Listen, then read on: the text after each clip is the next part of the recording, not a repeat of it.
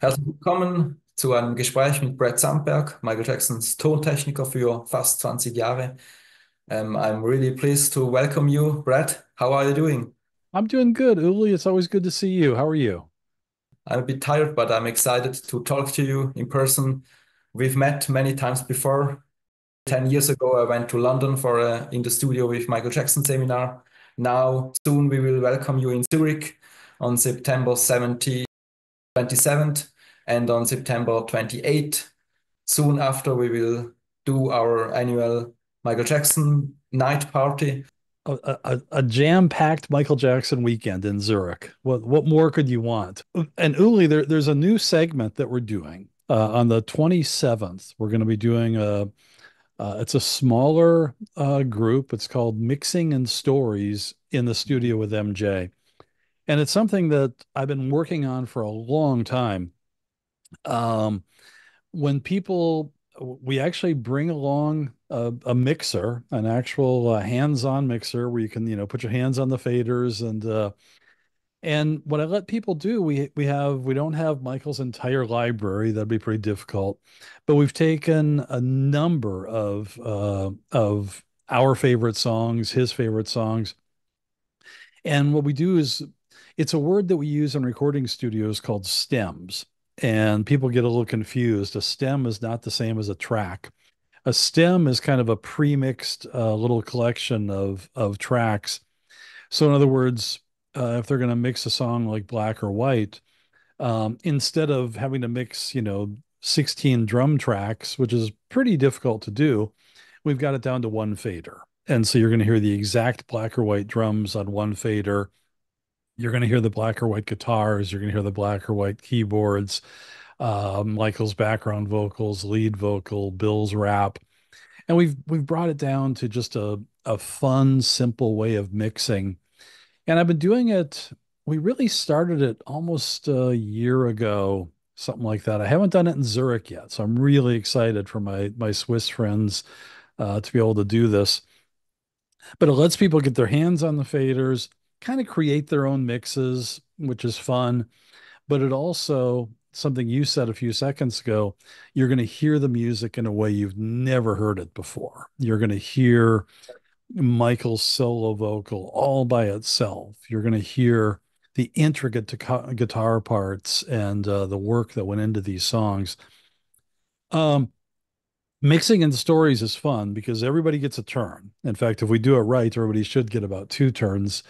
And I'm very methodical about making sure that everybody, gets the same amount of turns. I'm in Switzerland, so I can't be messing around with how come she got three turns and I only got one? That's not going to happen.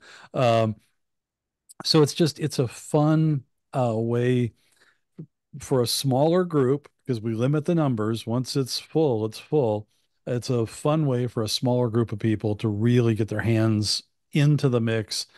And then it kind of gives me a chance to say, it's funny when we were recording this guitar part, this happened and this person stopped by. And so it's more of a an unscripted uh I never know what song people are going to pick. They have their own choice and we actually I can't give too much away, but I have a very, very talented friend who helps me with some of the behind the scenes stuff, some of the, creating these mixes. And he just sent me another one this morning. So I have a brand new one that I'll be introducing. And by the time I get to Switzerland, I'm hoping I'm going to have three or four more that we're just introducing into. Uh, so that's Friday. That we're going to do that Friday night, 27th. Can't wait for that. I think it starts 4 p.m., right? 4 in the afternoon, 4 to 8, because I got to get a little bit of sleep for the next day. Then on Saturday, the 28th, I believe it is, that's in the studio with MJ. And we're going to start at 10 a.m. We're going to go through three albums, Bad, Dangerous, and History. And I was there literally from the first minute until the last minute of all of those projects, those vocals, those amazing songs that Michael created. And it's not like a college class, okay, then we worked on this and we used this microphone.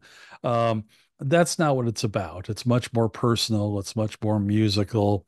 There's a lot of music you're going to hear, and and it's about a community. Michael built this amazing community of fans, the MJ Army, I guess they sometimes call themselves. And it's a great time for MJ fans to get together, hear the music and the stories behind the music, um, and build their own little community. I really recommend that. You will rediscover a lot of songs. You will hear stories. It's almost like you are in the studio with Michael Jackson, and it's really great. We can ask you questions, and I really enjoy that these But times, and it's uh, really some a deep, deep look inside of the how Michael Jackson's hits and albums were made, and it's really great that you do that. And thanks a lot for taking your time and make this possible for us fans to learn a lot. We would never learn if you wouldn't do that. well, and it's like a lot of things in life, it's a two-way street. I was, behind the glass. I was in the studio with Michael working on these songs. And I'm being totally honest, Uli, I never knew the impact that these songs had on people until I started doing these events. And because I'm an engineer and I pay attention to how the snare drum sounds, and making sure everything is tight, and the acoustics are correct. And it's Mm. not that I didn't listen to the songs, but I didn't really hear the songs the way the fans hear the songs. And so it's really only been since I've been doing these events that I've heard the stories, the depth of impact that these songs have on people, and how MJ has really become the soundtrack of their lives for decades. And that to me has been very gratifying, and a huge part of why I do it.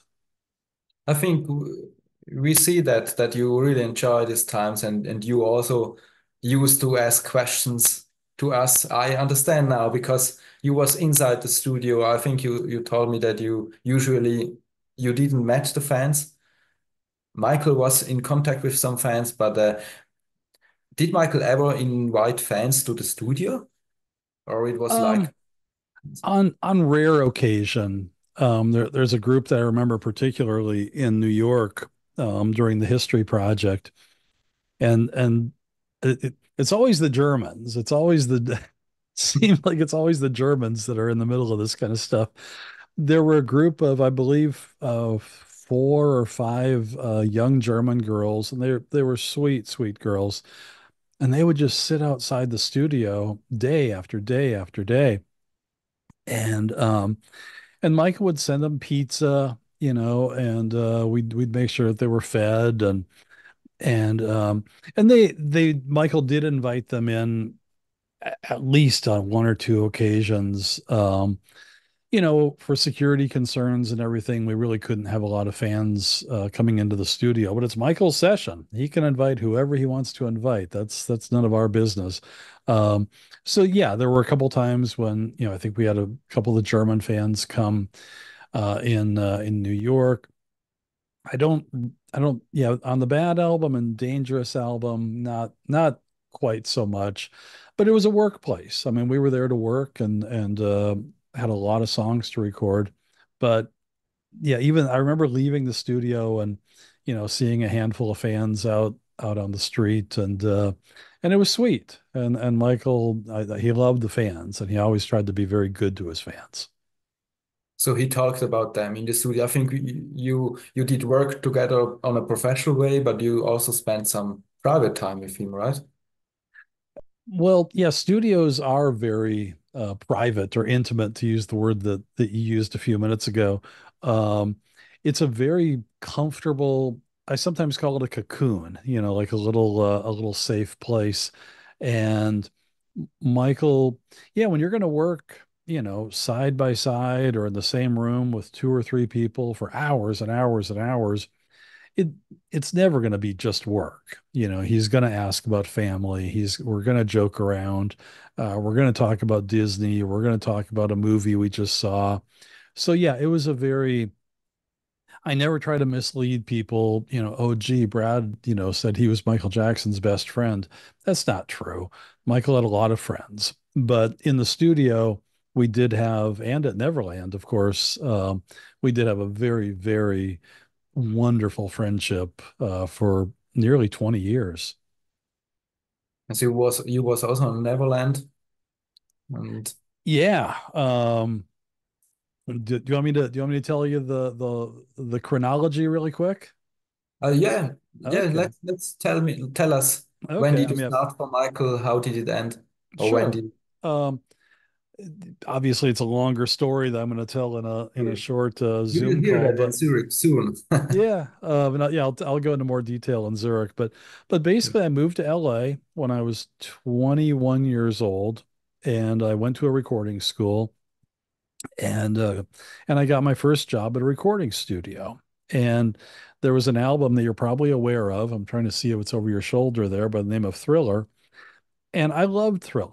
I wasn't a huge Michael Jackson fan, but I loved Thriller. And so did millions and millions and millions of other people. I loved the sound of Thriller. And I wanted to work at the studio where Thriller was recorded. So if you read the liner notes on Thriller, you'll see recorded and mixed by Bruce Swedien at Westlake Studios. And that's where I got a job. And it wasn't calculated in a way that I wanted to meet Michael Jackson, but it was more they produce great sounding records, and that's where I want to be. But in time, Michael was working on a project called Centipede with his sister Rebe, and then we did Captain EO, and that's when I met Matt Forger and Chris Carell, and really started kind of, and John Barnes, of course. And that's when I really started to kind of meet the team. And Michael liked me. I kind of made him laugh. He made me laugh. I didn't, push myself on him in any way. It was just a very professional friendship. And by the time we started the Bad album, I was part of the team. And I stayed with him all through Bad, all through Dangerous, all through History. And right there, that's like 10 years of my life, just boom. And then he wanted me to do projects at Neverland. So I started building music systems at Neverland, all the music on the train and on the carousel and on all the rides and the rock speakers and the birds chirping, all that stuff. Michael asked me to do it. So when all was said and done, it was about 20 years of my life that I was in pretty close proximity to Michael, either in the studio or on video shoots or at Neverland or getting ready for a tour. Um, yeah, we were pretty I genuinely loved him and loved that friendship. And you became technical director for Dangerous and History, right? Yeah, yeah, they gave me the title technical director. And people think that's, gee, maybe I need to wear a tie or something. Like it's a very formal position. In reality, um, Michael trusted me and Bruce Swedien trusted me. And so I was in charge of making sure that all the studios were working properly, all the tapes were calibrated properly. Anything to do with the technical side of things, engineering side, I had a certain amount of responsibility for. Um, but it also meant, when we recorded the song Little Susie, and we put the music box at the beginning of it and the footsteps and all that kind of stuff would fall on me to make it happen, get it recorded. um there When you do a project that big like the History album, there's thousands of details, and so the job title doesn't mean just one or two things. It just means all these things have to get done and somebody's got to do them. And so it was a work of it was a lot of work, but also a lot of love. I think so. Are there some songs who were more complicated to produce or to build, or are there Could you remember some song which was really hard to record? Hmm, it's a good question.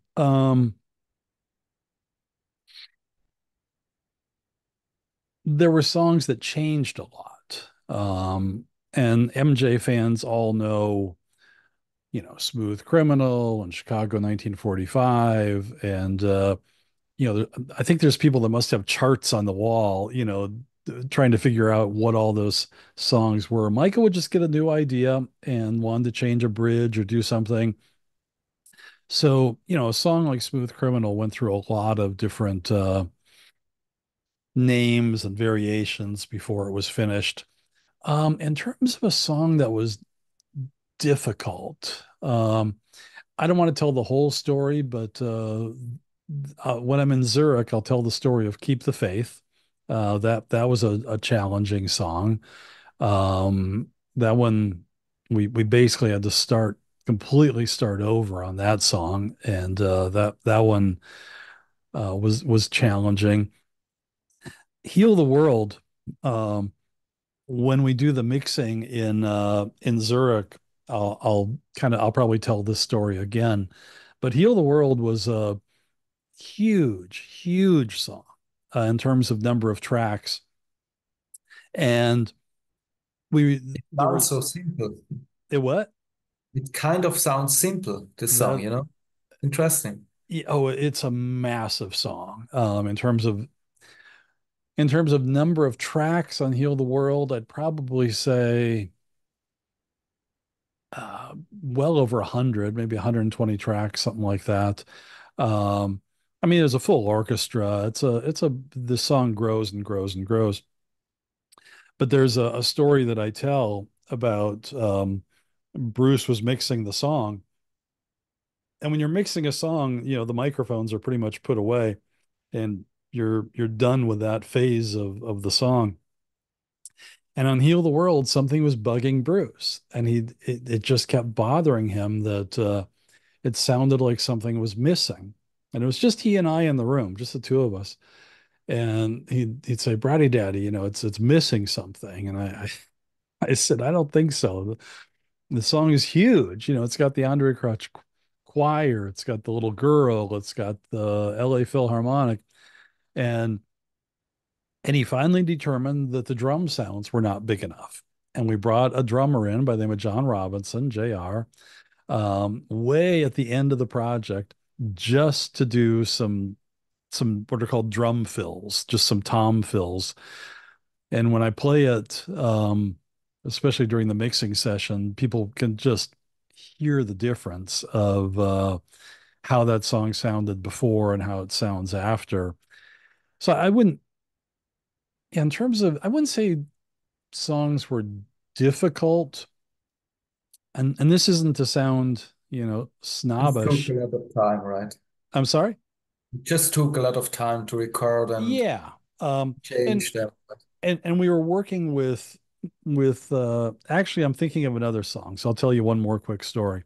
But we were working with such high caliber musicians and high caliber studios. I don't want to say we could do anything, but we could kind of do anything. We were If we couldn't figure out how to do it, I don't know who could. We had a really good team of people. There is a song on the History album called "You Are Not Alone," Okay. um, the R. Kelly song, and it's a really pretty song. It's actually a very simple song. That one was not complicated until Michael made it complicated, and he wanted to do what's called modulations. And a modulation is a key change, when the song kind of takes flight. And I won't go into all the details, but we built these modulations um, after the song was recorded, and it was incredibly complicated. The amount of technology and math and everything that we had to do to make that song happen, um, I don't think people could really understand. And in the end, it's a beautiful song. Not my favorite song, but it's a nice song. But yeah, Neither you are my not favorite. alone. It Sorry? went number 1. It's neither my favorite, but it went number 1, and a lot Yeah, of people love it. Yeah. So that one was probably one of the more complicated ones that I worked on. Good question. It's really interesting, and I'm sure we will hear a lot of stories like this in Zurich end of September. We can't wait to welcome you there. And thanks a lot for this conversation, I think. Awesome. Well, Uli, I consider you a good friend. People may not know this. Uli's been helping me behind the scenes, um, helping putting some of this together. And do you remember what studio you were at when we met in London? I think it was the rehearsal studio or the rehearsal half of Rolling Stones, the former rehearsal, Okay, you were in the concert rehearsal garage. room. This was really Yeah, cool. I think it was called the Stables. I think, yeah.